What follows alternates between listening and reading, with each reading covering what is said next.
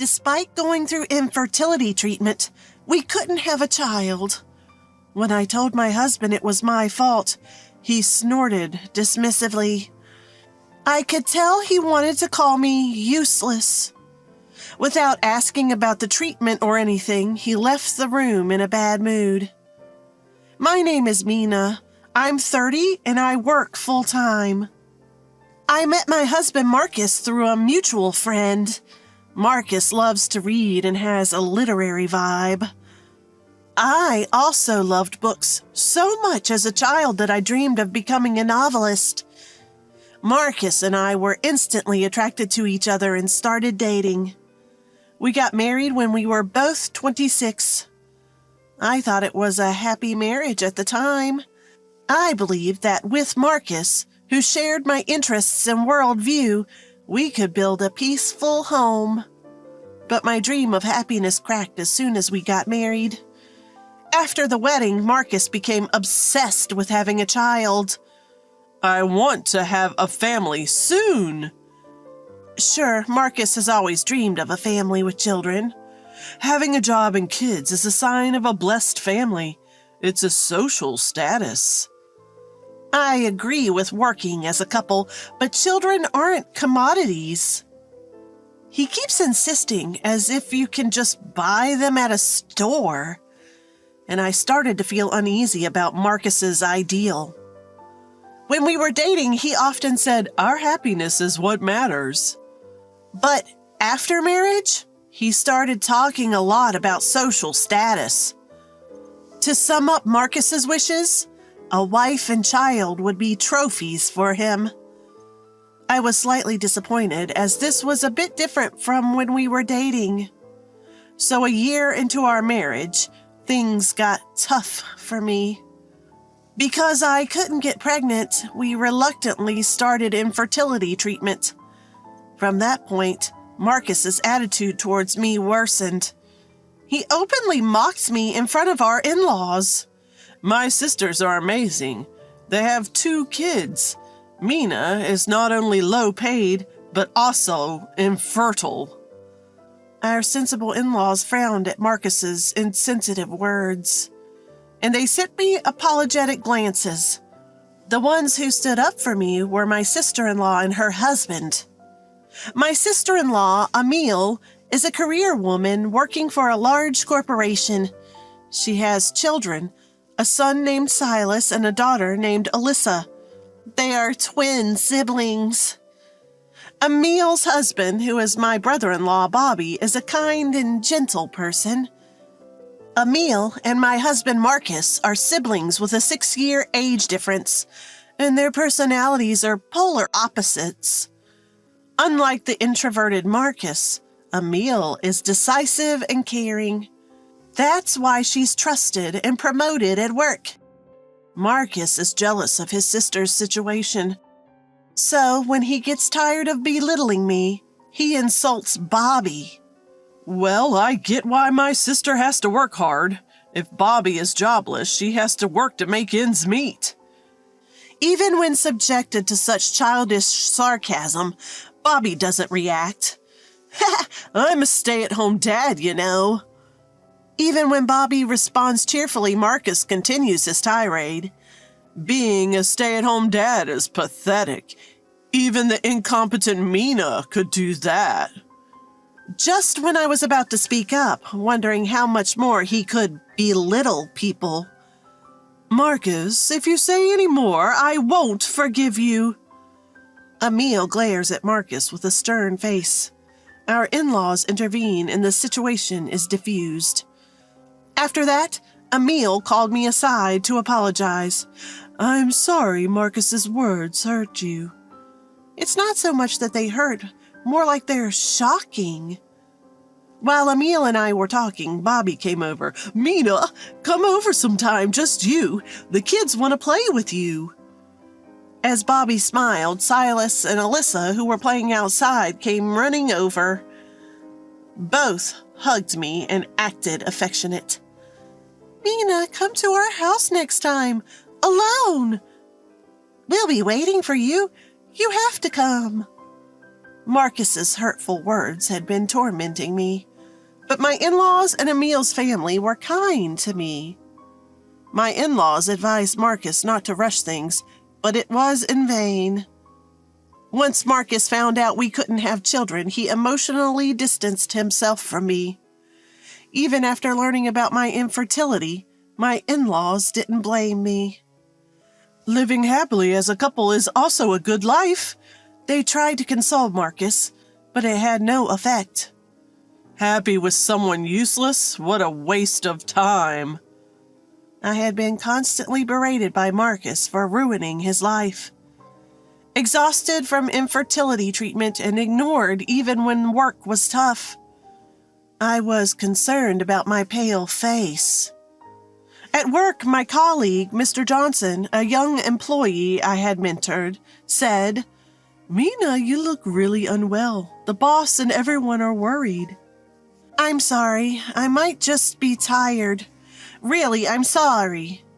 I felt pathetic for causing concern even at work. I couldn't have children, was called incompetent by my husband, and had no one to talk to. Consulting Emil and Bobby would only deepen their rift with Marcus. I felt utterly cornered, manipulated by Marcus's ideals. Mr. Johnson, who had been watching my condition, sighed.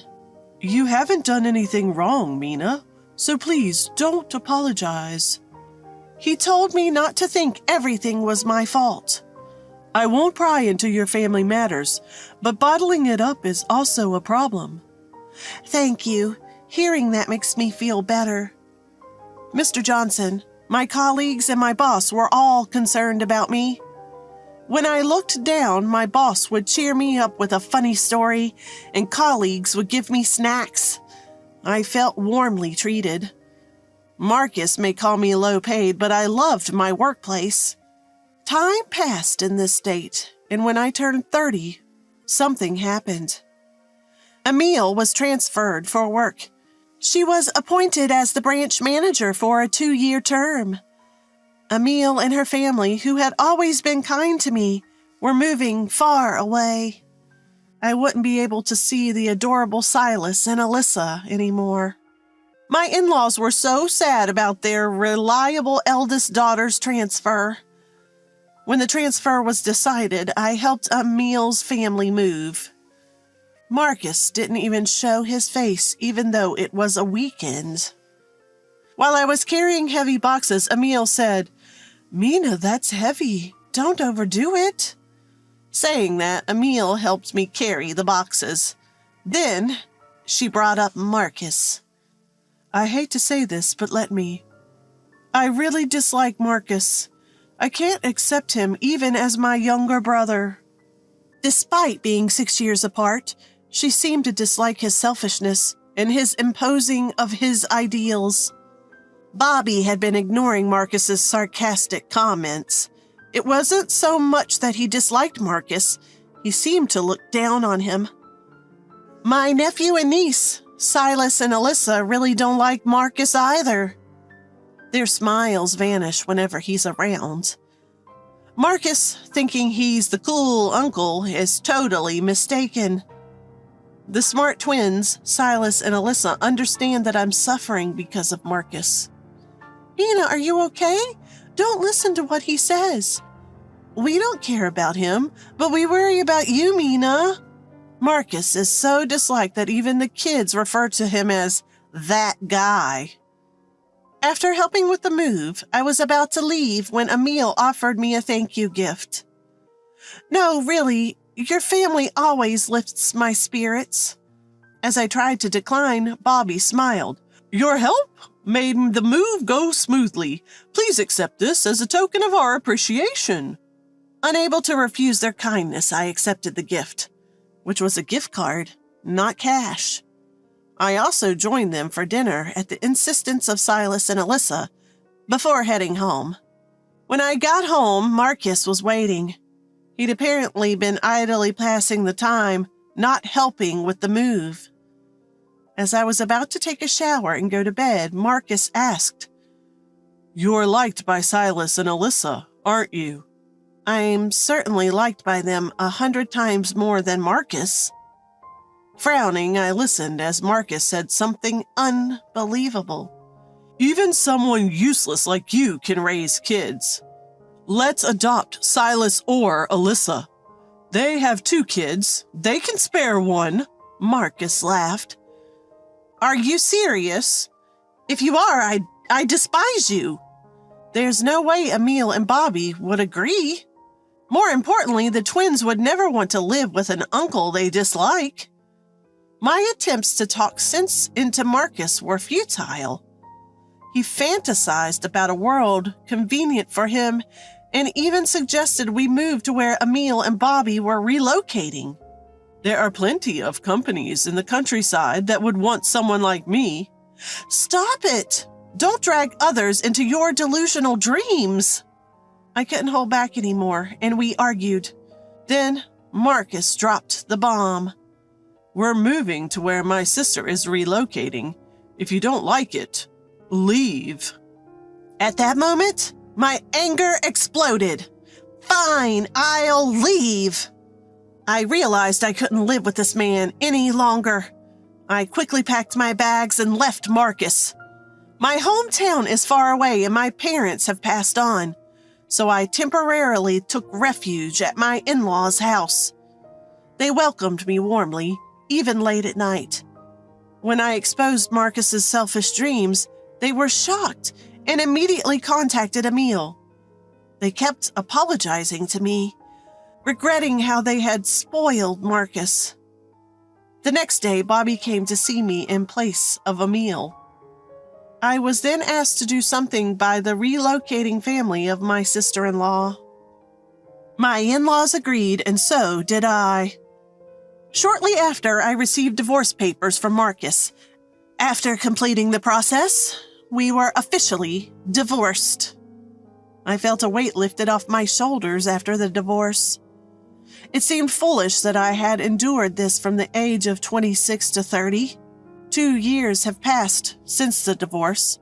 I have diligently continued my work, received promotions, and even have subordinates now. Mr. Johnson, a colleague I had mentored, is still around. I currently live in a condo owned by Emil's family, essentially house-sitting while they are away. I keep in touch with Silas and Alyssa, but haven't been able to visit due to my busy work schedule. Marcus communicated his desires to Emil and ended up estranged. He couldn't follow them on their transfer, and after multiple work failures, he was fired. His self-centered nature made him unpopular at work. He's job hunting now, having sold the house we lived in. All this I learned from Marcus's parents, who still care for me even after the divorce. They were even happy for me when I found a new partner with marriage in mind. Just as I was considering moving in with my partner, Emil contacted me. Mina, thank you for house-sitting. We've been ordered to return to headquarters soon. In other words, they're coming back to the condo I've been watching. I'm glad you're coming back.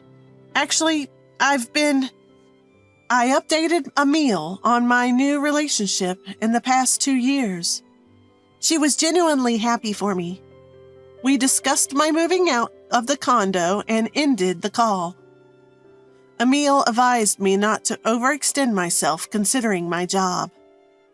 Eventually, Emil's family returned, and I moved to another condo to start a new life with my partner. That's when I ran into my ex-husband, Marcus. The door to my workplace opened during business hours. Mr. Johnson immediately went to handle it. We're quite busy at the moment. Please have a seat and wait. I heard a familiar, arrogant voice near where Mr. Johnson was guiding the guest. It was Marcus, my ex-husband. Hurry up, I don't have all day. His intimidating tone scared the other customers. As the manager, I stepped in. Sorry for the wait, we'll assist you shortly. Marcus was shocked to see me. Why are you here? Don't you know? This is my workplace. I'm the manager. I had been working in real estate all along, earning various certifications like real estate license and CPM. My experience and qualifications led to a promotion to a chief position. While Marcus looked down on me, I became the person I wanted to be. That person is neither Marcus's wife nor the mother of Marcus's children. It's a life that has nothing to do with Marcus's status. I quickly asked Marcus what kind of property he was looking for. Mr. Johnson and my subordinates, recognizing a difficult customer, watched intently. With your budget, we can't offer a condo. Even for an apartment, you'd need a guarantor. Don't mess with me. I need a condo to get married. Find one. Even if he says so, it's impossible with Marcus's budget. Besides, his marriage is none of my business. If you're not satisfied, please leave, I said, overly polite. Then Marcus started yelling. A useless woman who can't even have kids acting all high and mighty. The yelling was so intense that the customers looked like they were about to call the authorities. Just as I was about to handle the situation firmly, Mr. Johnson stood behind Marcus. Excuse me, you're disturbing the customers. Please leave. Intimidated by the tall Mr. Johnson, Marcus left in a huff. The scared customer seemed relieved. I also felt relieved that the situation didn't escalate, but Mr. Johnson scolded me. Mina, or should I say Chief, don't take such risks. He was angry, saying it could have been dangerous if Marcus had gotten physical. I apologized, saying I'm sorry, and held my belly. When the customers were gone, Mr. Johnson wondered aloud. Is that guy okay? You're pregnant with my child. He's a bit odd. I'll be careful from now on, Mr. Johnson. When I gave a dodging smile, Mr. Johnson playfully said, Mina, we're getting married soon. Call me by my first name, not my last name. I found his pouting cute and couldn't help but laugh. After divorcing Marcus, I hadn't planned on remarrying, but Mr. Johnson confessed his feelings. He had liked me since he joined the company and waited to confess until after my divorce. 1 year after the divorce, he told me his feelings. He's a man who cared for me all the while I was suffering with Marcus. I fell in love with the kind and generous Mr. Johnson. Although I'm divorced, he didn't mind at all. And when we were considering living together, I found out I was pregnant. I had lied to Marcus, saying I was the cause of our infertility. But that was a big lie. I just had a slightly difficult time getting pregnant. My love for Marcus, who pressured me alone for infertility treatment, vanished. Simply put, I didn't want to have Marcus's child, so I falsely claimed that treatment would be useless. Luckily, Marcus didn't look closely at the test records. I'm not interested in becoming a status symbol for Marcus. Fortunately, I'm having a child with Mr. Johnson, who always cared for me. Emile fully supported my decision when I told her the truth.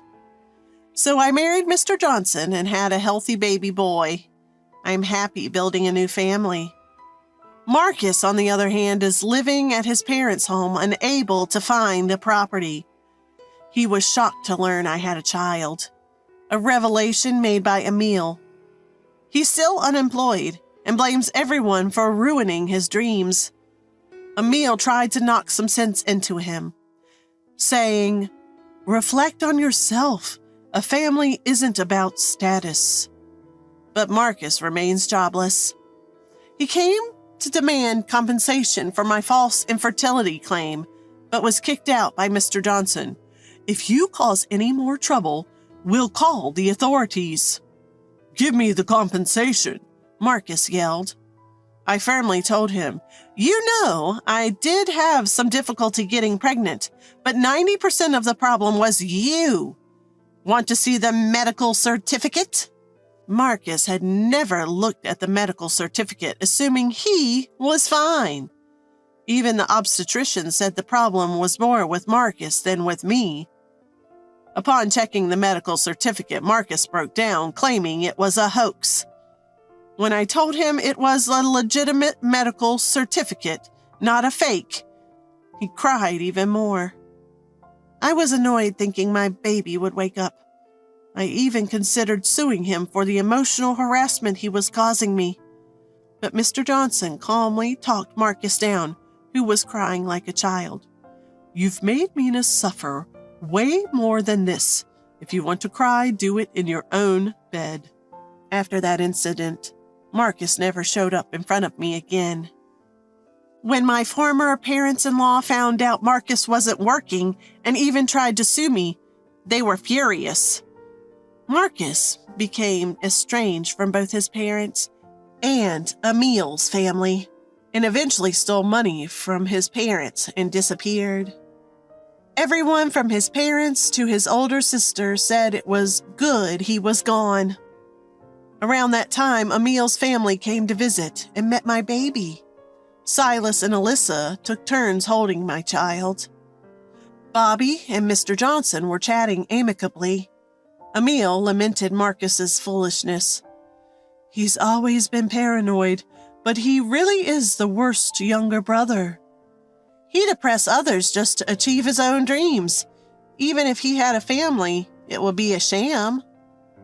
While we were talking about Marcus, Silas and Alyssa came over.